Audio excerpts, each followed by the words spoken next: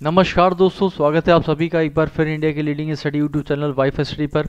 मेरा नाम है आकाश और हम और आप जुड़ चुके हैं wifi study bank exam channel पे। दोस्तों, आपको पता है कि आज है रक्षाबंधन, तो आप सभी को बहुत बहुत शुभकामनाएं रक्षाबंधन की। आप लोग सोच रहे हो कि भाई आज भी छुट्टी होनी चाहिए थी सर, आज आप भी पढ़ा रहे हो, आपकी छुट्टी नहीं है क्या?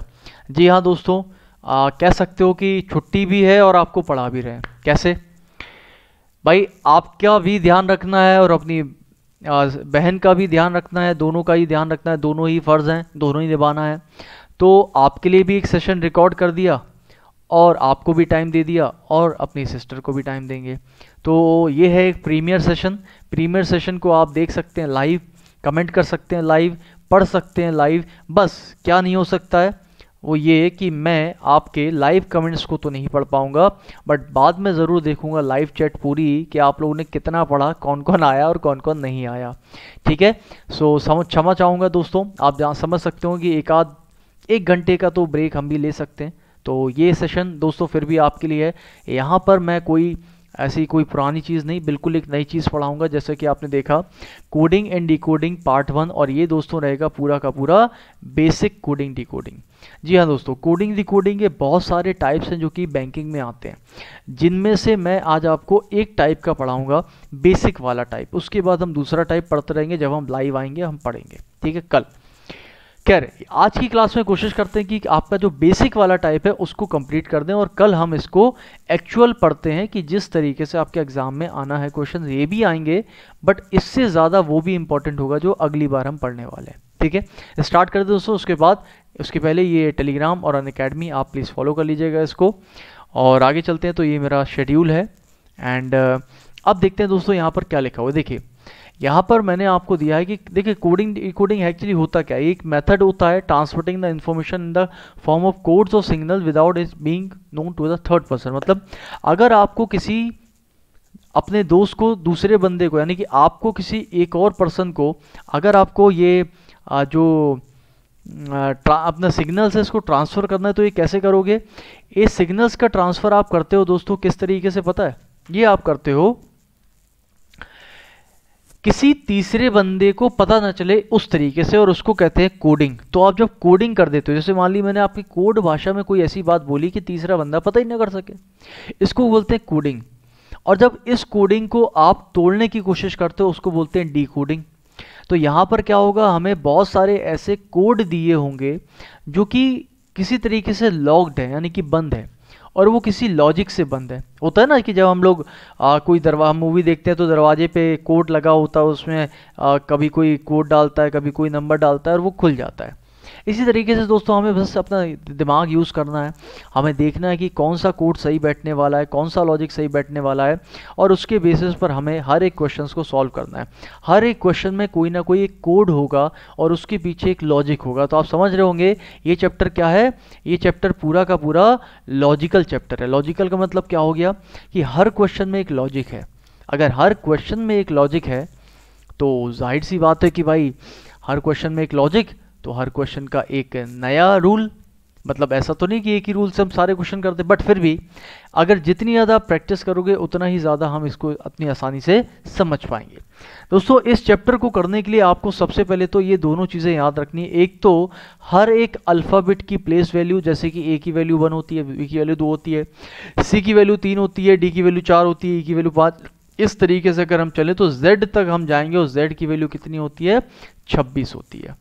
अगर मैं रिवर्स में जाऊं तो रिवर्स में अगर देखूं तो A का अपोजिट Z होता है, तो A की वैल्यू 1 है तो Z की वैल्यू 1 हो सकती है।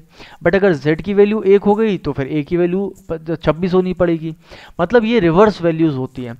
तो आपको फॉरवर्ड भी याद रखना है और रिवर्स भी याद रखना है। ठीक है, तो सिंपल सी बात है, आप सबकी वैल्यू याद कर लो कैसे भी करके, और उसके बाद उनके रिवर्स ऑर्डर भी याद करना है। ठीक है, इस रिवर्स ऑर्डर की एक कहानी है जो कि मैं आपको बहुत बार बता चुका हूँ, फिर भी इस क्लास में मैं एक बार ज़रूर उस कहानी को सुनाऊंगा। ठीक है, तो वैल्यूज़ आपको याद कर लिए दोस्तों, ये आपका टास्क है, कैसे भी करके आपको याद करना है। ठीक है, अब देखिए यहाँ पर कितने टाइप की कोडिंग होती हैं ये हमें बताना है, कितने टाइप के क्वेश्चंस हमें करने हैं दोस्तों। इसमें आपको 5 तरीके की कोडिंग होती है और ये 5 तरह की कोडिंग कैसी, बेसिक वाली कोडिंग, ठीक है, बेसिक वाली कोडिंग। तो इनमें से हम एक एक करके एक एक पढ़ेंगे, लेकिन हमारे एग्जामिनेशन के लिए क्या ज़रूरी है उस पर हम ज़्यादा एम्फोसिस करते हैं। सबसे पहली कोडिंग कौन सी होती है, लेटर कोडिंग, यानी कि लेटर से लेटर का कोड किया हुआ है। दूसरा होता है डायरेक्ट कोडिंग, यानी कि लेटर से डायरेक्टली कोई नंबर दे दिया और डायरेक्ट उठा के रख दिया, कोई लॉजिक नहीं। तीसरा होता है नंबर या सिंबल कोडिंग। चौथा होता है दोस्तों एक तरह का कह सकते हो सेंटेंस कोडिंग होता है, या फिर एक तरीके से मैसेजेस होते हैं कि आपको एक लंबी लाइन में कुछ मैसेजेस या कुछ न्यूमेरिकल वैल्यू दी हुई है, उसको कोड करना। सारे हम क्वेश्चंस देखते हैं टाइप। और पांचवा होता है आपका सब्स्टिट्यूशन कोडिंग। लेट्स सी एक एक करके देखिए दोस्तों। यहाँ पर अगर मैं सबसे पहले बात करूँ इस वाले टाइप की, तो ये आपका टाइप 1 क्वेश्चन बहुत ही आसान होता है। देखते हैं कैसे होता है। देखिए जैसे यहाँ पर लिखा हुआ है पिक्चर, तो देखो किसी भी कोडिंग के क्वेश्चन को सॉल्व करने के लिए हमें क्या करना है, हर उस अल्फ़ाबेट की वैल्यू हमें रटी होनी चाहिए। जैसे कि P की वैल्यू 16 होती है, I की वैल्यू 9 होती है, C की वैल्यू 3 होती है, T की वैल्यू 20 होती है, ये 21 है, ये 18 है और ये 5 है। ये आपको पता है, अगर नहीं पता तो याद कर लो। अब आपसे बोला गया है कि पिक्चर को अगर लिखते क्या है, QHDSVQF, तो बताइए उसी भाषा में ब्राउज़र को क्या लिखेंगे। इसको बोलते हैं लेटर कोडिंग। मतलब अब आप देखिए, आपने P से Q यानी कि 17 हो गया, ये 8 हो गया, ये कितना हो गया 4, और ये कितना हो गया 19, ये कितना हो गया 22, और ये कितना हो गया 17, और ये कितना हो गया 6। आप देख सकते हो दोस्तों 16 से 17 यानी क्या किया हमने, +1। 9 से 8 यानी क्या किया हमने, -1। 3 से 4 यानी कि +1। फिर 20 से 19 यानी -1। 21 से 22 यानी कि हमने किया इसमें +1। 18 से 17 यानी -1, और 5 से 6 यानी +1। आप देख सकते होंगे इसको कहते हैं लेटर कोडिंग, यानी कि हर एक लेटर में एक बार +1 और एक बार -1, एक बार +1 एक बार -1, इस तरीके से कोड किया हुआ है। आपने अगर समझ लिया तो आप इसको डिकोड कर सकते हो। अब आप आराम से बता सकते हो कि ब्राउज़र का कोड फिर हम क्या रखने वाले हैं। तो क्या करोगे आप करोगे सर, B में पहले करेंगे +1 यानी C, R में एक माइनस करेंगे तो S, O में एक प्लस करेंगे तो P, W में एक माइनस करेंगे तो V, S में एक प्लस करेंगे तो R, और E में एक माइनस करेंगे तो D, और R में एक प्लस करेंगे तो 19, यानी कि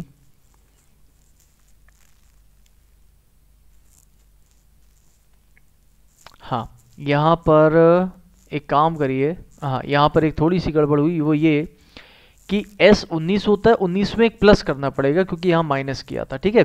तो S में एक प्लस करोगे तो T आएगा, और E में एक माइनस करेंगे तो D, और R में एक माइनस करोगे तो R यानी 17 यानी कि Q आ जाएगा। क्लियर हो गया। यहाँ पर प्लस करेंगे, R में एक प्लस कर देंगे क्योंकि E में हमने माइनस किया था, तो जब E में हम माइनस करेंगे तो R में एक प्लस करेंगे, और जब R में एक प्लस करेंगे तो R यानी कि 18, और एक प्लस किया तो S यानी कि 19। तो करेक्ट आंसर क्या हो जाएगा, CSPVTDS। तो ये बताइए यहाँ पर आपको क्या दिख रहा है, कोई भी CSPVTDS,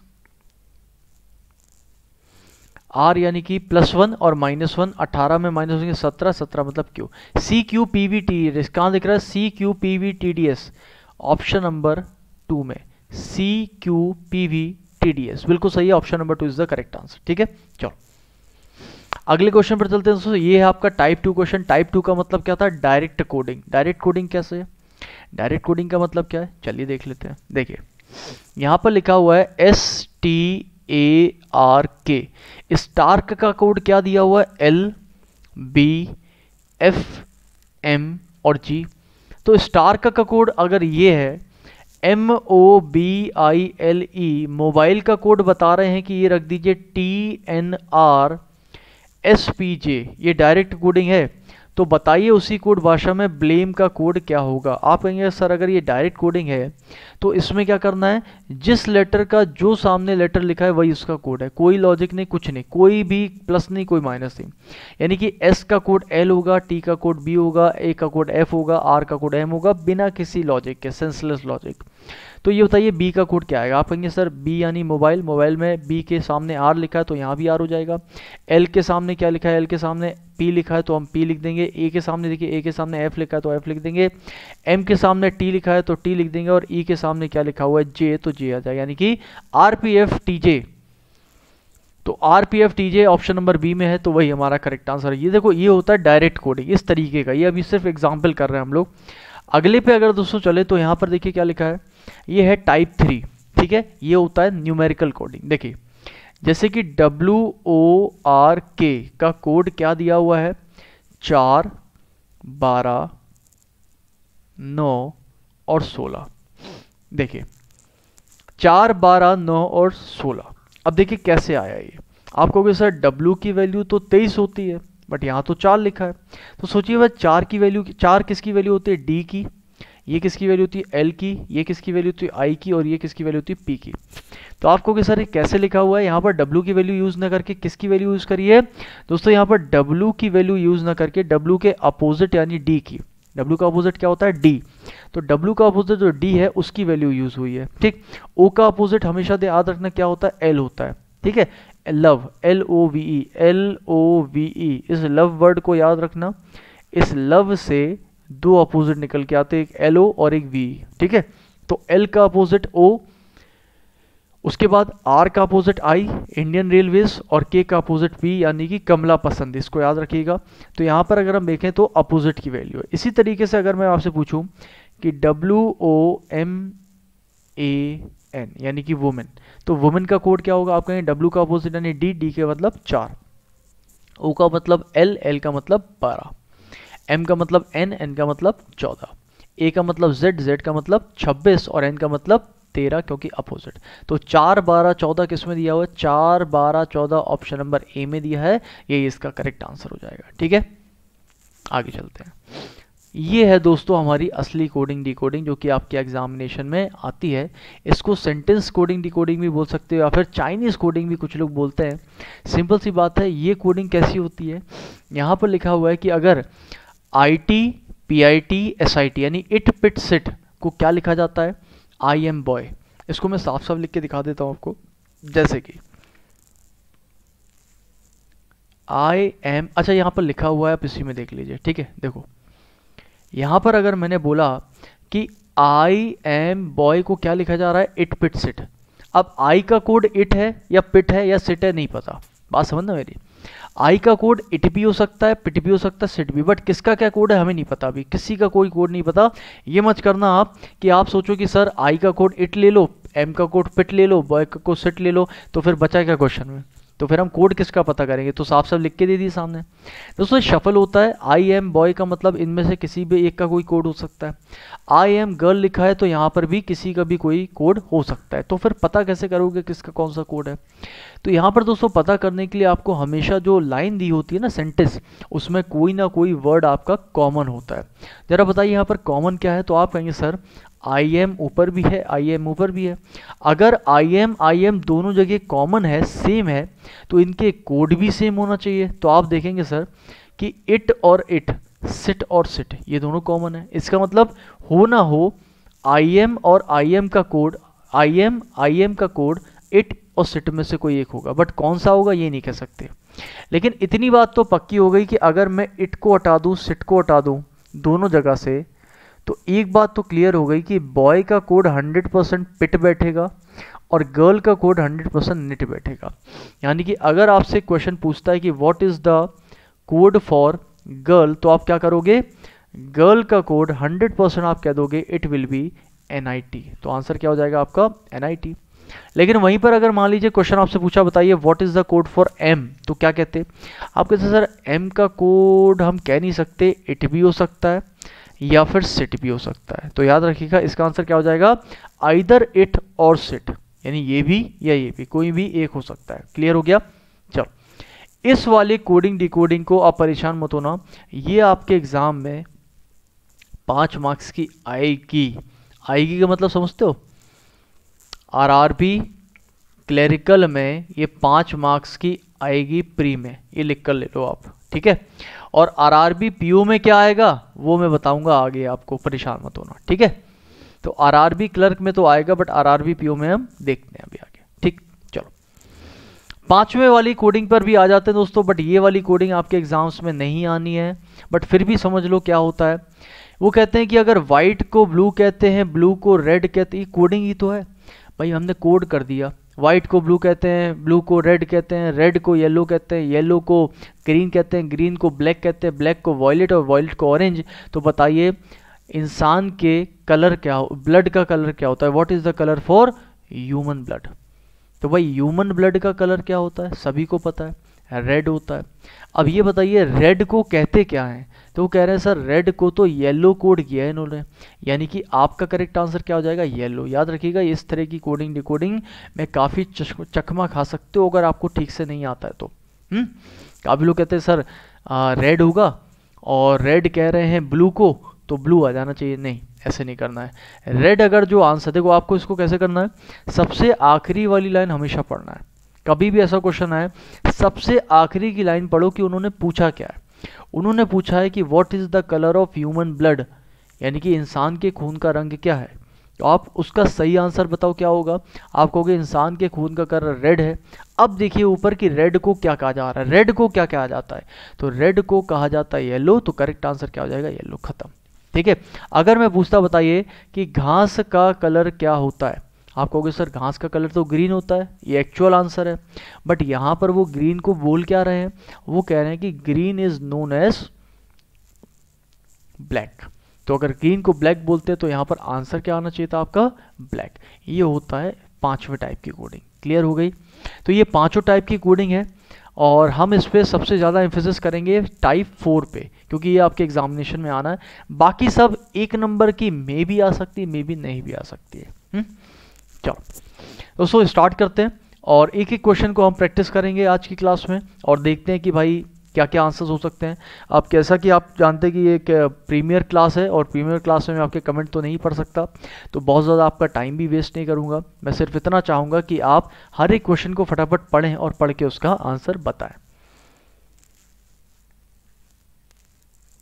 देखिए डिलीट का कोड क्या लिखा जा रहा है, वो कह रहे हैं कि डिलीट का कोड है #, कैपिंग, %, और @, ठीक है।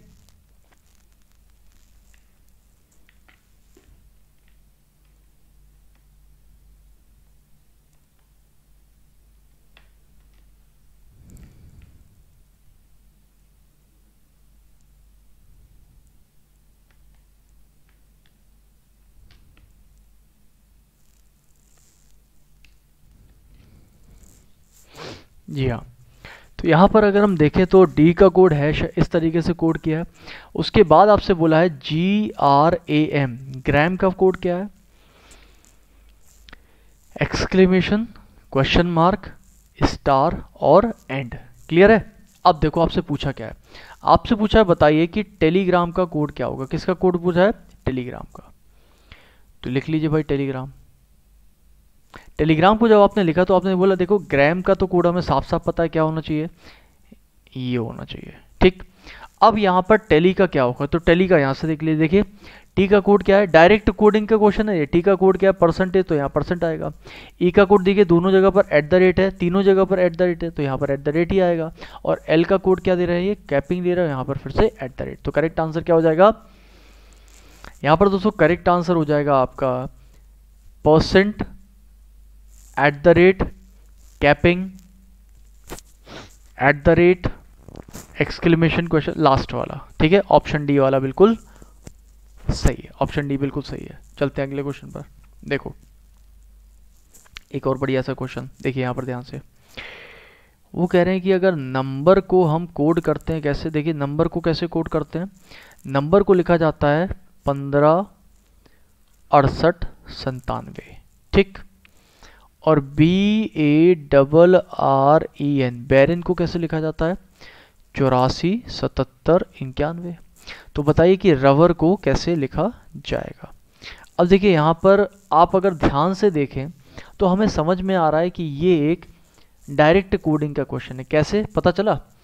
आर को देखो यहाँ भी 7 लिखा गया है, आर यहाँ पर 2 बार आया और दोनों बार 7 आया है, इसका मतलब आर का वैल्यू हमेशा 7 हो रही है। तो इसका मतलब कोई इसमें खास इसमें कोडिंग नहीं यूज़ करी है, सिंपल सी डायरेक्ट कोडिंग कर दी है।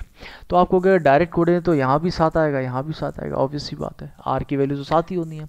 अब देखो सब में 7 आ रहा है। अब ये बताओ एज इट इज़ रख देना, तो नंबर में क्या होगा, यू की वैल्यू 5 है तो यहाँ भी 5 रख देंगे, यानी कि 7 5।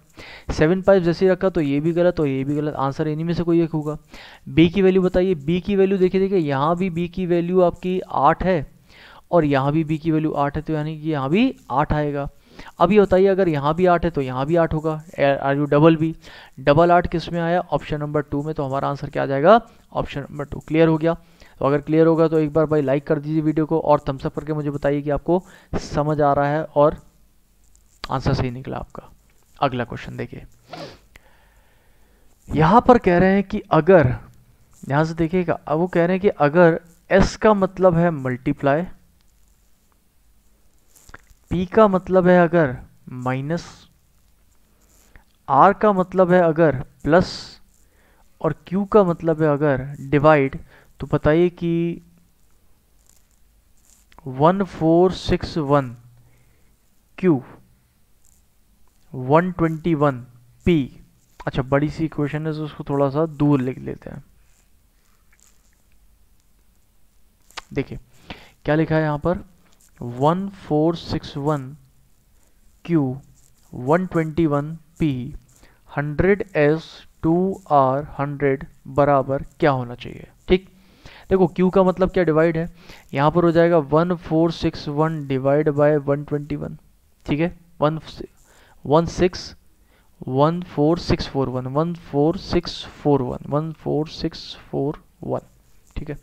अच्छा यहाँ पर आ गया P का मतलब क्या, माइनस का 100, S का मतलब मल्टीप्लाई 2, R का मतलब प्लस का 100 बराबर क्या होगा।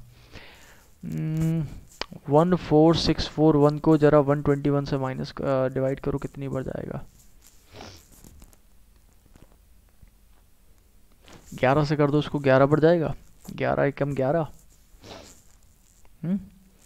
बचा कितना, 3, 3 ज़ा 33 बचा 3, फिर 3 ज़ा 33 बचा 1, 11। ठीक, इसको करो तो ये जाएगा 121 बार। ठीक है, 121 बार, 11 एकम 11, फिर ठीक है 121 बार। तो यहाँ बचा भाई 121 माइनस का ये कितना हो जाएगा 200 और 200 प्लस 100, तो 121 माइनस का 200 प्लस का 100 यानी कि माइनस का 100 बचेगा और आंसर कितना आ जाएगा, सिर्फ और सिर्फ 21। तो करेक्ट आंसर विल बी 21 जो कि है ऑप्शन नंबर बी में, बिल्कुल सही। ठीक है, अगला क्वेश्चन चलो देखो, देखिए यहाँ पर कह रहे हैं मटेरियल को क्या लिखा जाता है, देख लेते हैं। मटेरियल को लिखा जा रहा है RIALMATE। ठीक है, देखिए यहाँ पर क्या है, ये शफलिंग है। कैसे शफलिंग हुई है, देखिए आधा तोड़ दिया इसको, आप देख रहे हैं। देखिए यहाँ पर रियल है, यहाँ भी रियल है। ठीक, यहाँ पर मेटे और यहाँ पर मेटे, यानी कि पहले के 4 उठा के आखिरी में कर दिए, आखिरी के 4 पहले में। बड़ा ही आसान सा था। आप कहेंगे सर रिमेंबर को कैसे लिखेंगे, देख लीजिए, REMEMBER, 4 हमने अलग कर दिया। तो भाई देखो यहाँ पर क्या आएगा, MBER आएगा और यहाँ पर क्या आएगा REME। तो ये आंसर होना चाहिए। MBER किस में आ रहा है, MBER ये हटा दो, MBER ये वाला नहीं होगा, MBER REME ये हो रहा है, R यहाँ है। ठीक है, option number C is the correct answer. ठीक है, चेक कर लीजिएगा ध्यान से, MBER REME बिल्कुल सही है। चलो अगले क्वेश्चन पर चलते हैं। अगला क्वेश्चन देखिए दोस्तों, क्या बोल रहा है आपसे, CERTAIN यानी सर्टेन, सर्टेन का कोड क्या लिखा जा रहा है, DFSTBJO। तो यहाँ पर कह रहे हैं कि भाई सर्टेन को अगर इस तरह से लिखा जाता है, आसान है, कैसे, 3 से कितना हो गया 4, एक वैल्यू बढ़ गई। 5 से कितना हो गया 6, 18 से कितना हो गया 19। अरे ये तो बहुत ही आसान सा था, लेकिन यहाँ पर देखिए क्या हुआ है, यहाँ पर 20 को 20 ही रखा है, मतलब चेंज नहीं किया। 1 से फिर बढ़ाया 2, जे से आई से फिर बढ़ाया 10, और 14 से फिर बढ़ाया 15। यानी कि क्या किया इसमें दोस्तों, अगर मैं इसको 2 हिस्से में बांट दूँ, 3 अलग और 3 अलग, तो बीच वाले को सेम रखा, बाकी 3 को एक एक से बढ़ा दिया है। तो अब आपसे क्या पूछा है बताइए, CRICKET का कोड क्या होगा। तो 3 में पहले तो उसको डिवाइड कर दीजिए, डिवाइड कर दिया, ठीक। और बीच वाले को एज इट इज रखना था, बीच वाला तो C आना है। अगर बीच में C आएगा तो ये बताइए, यहाँ पर बीच में C नहीं आ रहा, यहाँ नहीं आ रहा, इसको हटा दो, सीधे सीधे कैंसिल हो गया। अब पता क्या करो, थोड़ा सा स्मार्ट वर्क करो। स्मार्ट वर्क ये करो कि देखो पहले में DS DS DS है, तो पहला चेक मत करो, लास्ट वाला चेक कर लो, क्योंकि यहाँ पर दिख रहा है एक U है एक V है, तो जो भी आंसर आएगा पता चल जाएगा। देखो T है, T में एक जोड़ोगे तो क्या मिलेगा U, यानी कि 21। तो आंसर क्या हो जाएगा, C वाला सही हो जाएगा, खत्म, ठीक है। देखो 20 में तो C आना ही था, जिसकी वजह से पहले दोनों गलत हो गए। अब हमने आखिरी चेक किया, क्योंकि यहाँ पर U था यहाँ पर V था, या तो U वाला सही होगा या तो V वाला सही होगा, बाकी सब तो सेम थे। तो हमने क्या करा, लास्ट वाला चेक कर दिया, आंसर क्या आ जाएगा, U वाला, ठीक है। Smart work. चलो अगला देखो, आसान सा क्वेश्चन है, आई थिंक इसको आप सॉल्व कर सकते हैं आराम से, ठीक है। हालांकि ये आपके एग्जाम में नहीं आता है, कोडिंग का था तो मैंने आपको बता दिया, बट एग्जाम में आपके नहीं आएगा। इसको आराम से सॉल्व करना और कमेंट में आंसर बताना। ये मान लो आपका होमवर्क क्वेश्चन ही हो गया, ठीक है, ये आपका होमवर्क क्वेश्चन ही हो गया। इसको बताइएगा कमेंट में कितना आ रहा है। अच्छा, इस वाले क्वेश्चन को देखिए ध्यान से, जल्दी से सभी लोग इस वाले क्वेश्चन को देखिए, बताइए कैसे करेंगे। देखो यहाँ पर लिखा हुआ है TERMITE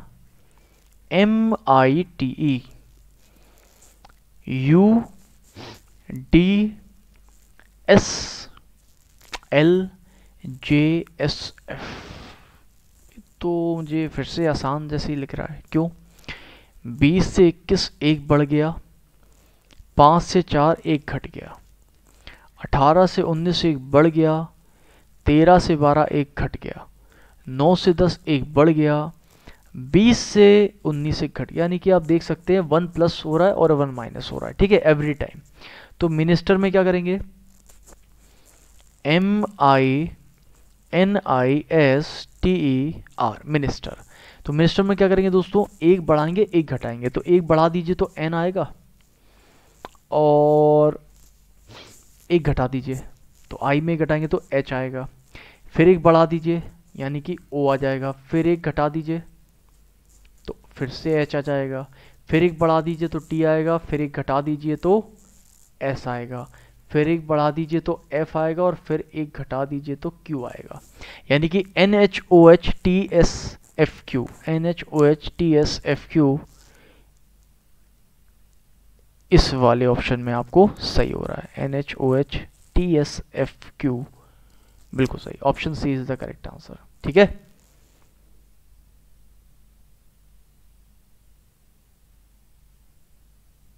सही है, ऑप्शन सी।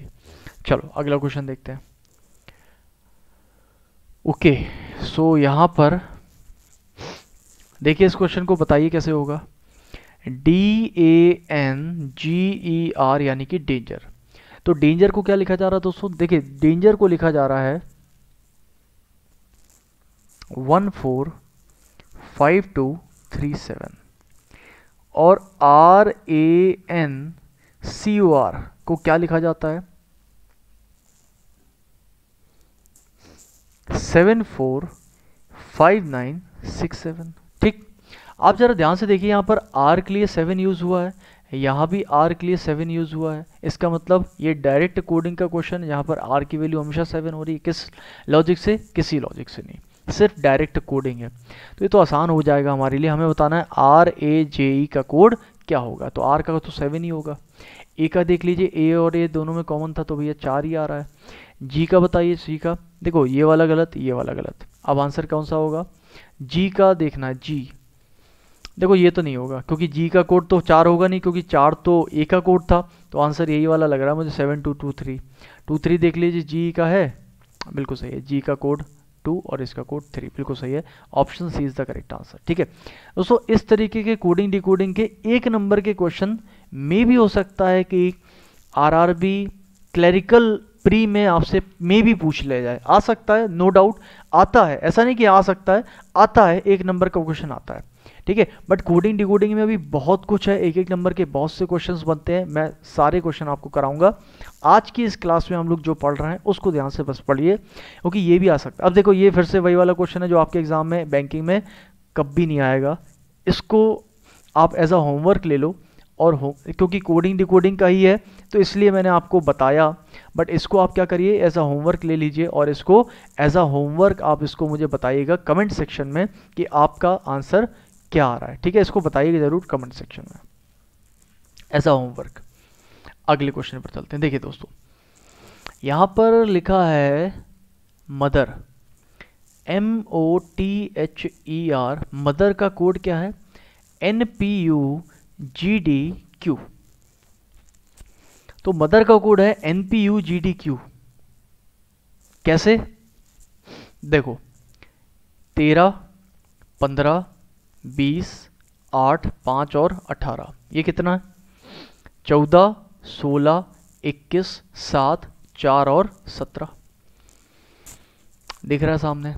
13 में एक बढ़ा, 15 में एक बढ़ा, 20 में एक बढ़ा, 8 में एक घटा, फिर घटा, फिर घटा, यानी कि इसको क्या करा है, बीच में से तोड़ दो, और आधे आधे में क्या करा, 3 पहले +1 किए और आखिरी के 3 -1। ठीक है, पहले के 3 +1 और आखिरी के 3 सब में -1 किया है। तो कैसे करेंगे, देखो जब भी कभी ऐसा क्वेश्चन आएगा ना कि अगर आपको 3 में कुछ हो रहा है, 3 में कुछ हो रहा है, तो जो भी आपको वर्ड पूछा जाता है उसमें हमेशा इतने ही लेटर्स होंगे कि आप उसको 3-3 में डिवाइड कर सको। ऐसा नहीं कि वो 7 लेटर्स का आ जाएगा। देखिए ORANGE, तो क्या करेंगे हम यहाँ पर, काट देंगे इसको 3-3 में। ये बताइए, जब इसको हमने 3-3 में काट दिया तो ये हो गया भाई 15, ये हो गया 18, ये हो गया 1, ये हो गया आपका 14, ये हो गया आपका 7 और ये हो गया आपका 6। क्लियर हो गया। ठीक है, चले, चलो भाई आगे चलते हैं। तो यहां पर जैसे ही हम आगे चले तो यहां पर हमने देखा कि ठीक है, पहले करना था +1 और आखिरी में करना था हमें -1। ठीक है, चलो +1 करते हैं पहले। 16, 19 और 2, 16 पे P, 19 पे S और 2 पे P। PSB किसमें है, PSB हटा दो इसको। यहां पर क्या होगा, 13, एक एक कम करना है, 6 और 5, यानी कि कितना हो जाएगा, MF और अच्छा E की वैल्यू 5 होती, सॉरी E की वैल्यू 5 होती तो यहाँ पर क्या हो जाएगा, 4 आएगा, यानी कि D। MFD कितना किसमें मिल रहा है, MFD सिर्फ इसमें मिल रहा है, MFD इस वाले में, तो यही आंसर आपका सही हो जाएगा। बिल्कुल सही, option B is the correct answer. ठीक है, अगले क्वेश्चन पर चलते हैं। देखिए देखो दोस्तों, यहाँ पर क्या लिखा हुआ है आपसे, सोबर, SOBER, सोबर। ठीक, सोबर का कोड क्या है, RNADQ। आई थिंक ज़्यादा कुछ आपको नहीं करना। 19 से 18 एक घटा दिया, 15 से 14 एक घटा दिया, 20 से एक फिर से एक घटा दिया, 5 से फिर एक घटा दिया, सब में -1 हुआ है। आई थिंक ये बहुत ही आसान सा क्वेश्चन था, आप कर लोगे आराम से। तो अगर मैंने पूछा लोटस का क्या होगा, LUTUS, लोटस का क्या होगा, एक घटाओगे L में तो क्या बचेगा, एक 12 में एक घटाया तो K बचेगा, तो ये भी गलत, ये भी गलत। ठीक है, और O में एक घटाओगे, 15 में घटाया तो 14 मतलब N का मतलब पहला ही ऑप्शन इसका करेक्ट आंसर है। ठीक है, आपको ज़्यादा कुछ सॉल्व भी नहीं करना, पहला ही ऑप्शन इस क्वेश्चन का करेक्ट आंसर होगा। अगले क्वेश्चन पर चलते हैं। देखिए अच्छा क्वेश्चन है, ध्यान से देखिएगा दोस्तों। इस क्वेश्चन का आंसर जरा आप लोग मुझे एक बार करके बताओ क्या होगा।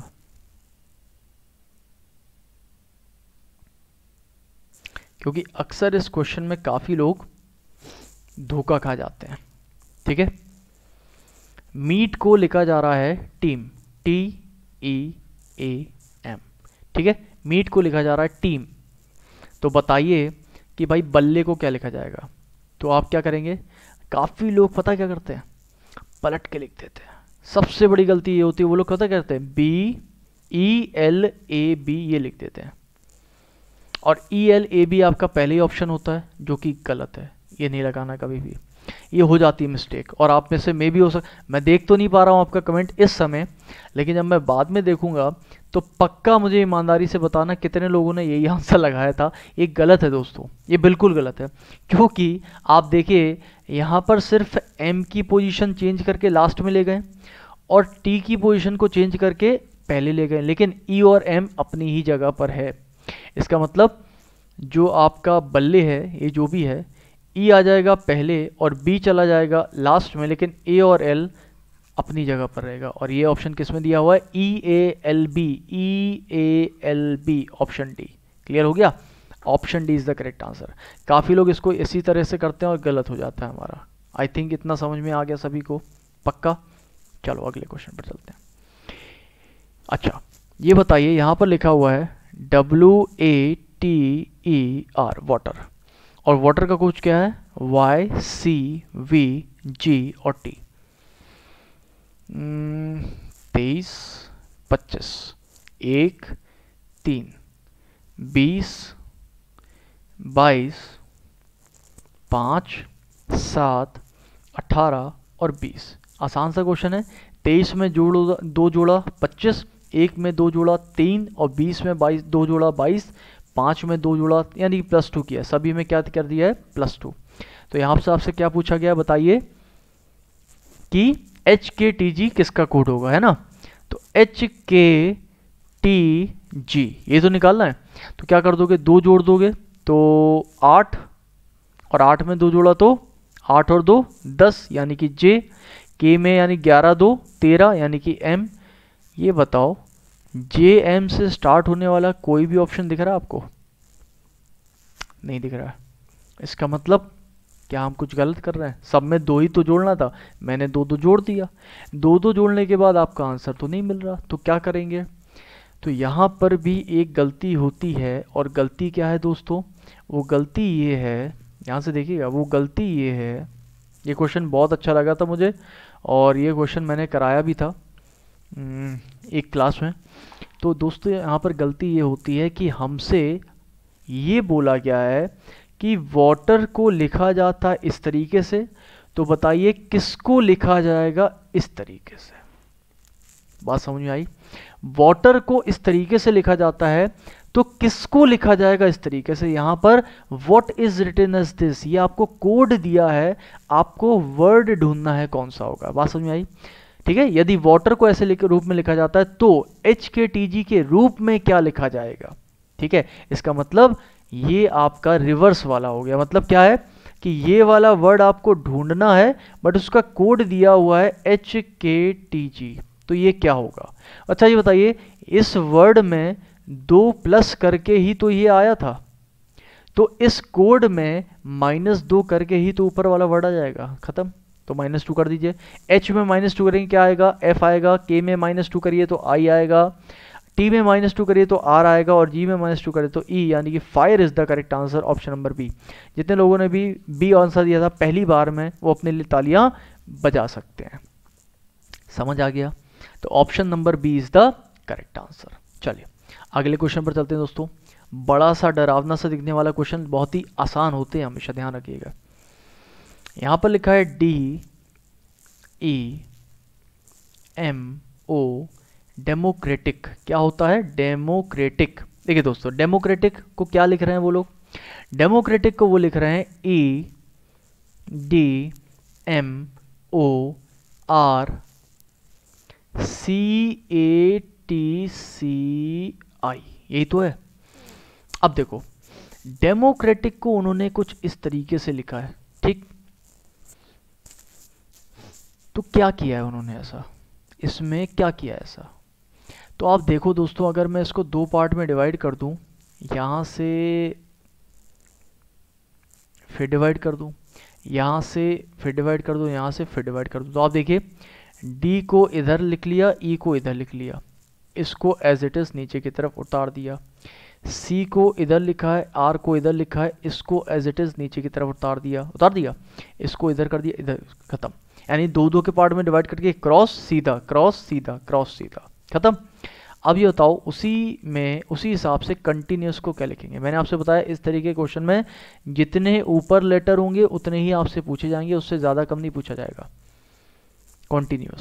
कॉन्टिन्यूस, चलो देखो, 2 पार्ट में डिवाइड करो पहले तो,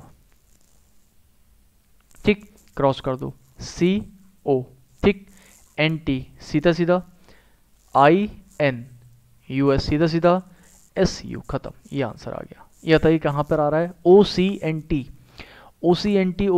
इसमें नहीं है, इसमें नहीं है, OCNT इसमें नहीं है, OCNT इसमें नहीं है, सिर्फ C वाले में है, खत्म। C वाला ऑप्शन बिल्कुल सही आंसर हो जाएगा, ठीक है। OCNT NIUOSU बिल्कुल सही है, option C is the correct answer, ठीक है, option C is the correct answer. I hope दोस्तों आपको समझ आया होगा कि कोडिंग एंड डिकोडिंग के क्वेश्चन किस तरीके से किए जाते हैं, कैसे कैसे क्वेश्चंस आते हैं। ये एक तरह का लॉजिकल चैप्टर होता है। लॉजिकल चैप्टर मतलब हर एक क्वेश्चन में कोई ना कोई कुछ लॉजिक छुपा होगा, हर क्वेश्चन का लॉजिक आपको डिकोड करके निकालना होता है। तो यहाँ पर आपको कोई ट्रिक या फिर कोई कॉन्सेप्ट जैसा कोई चीज़ तो नहीं मिली।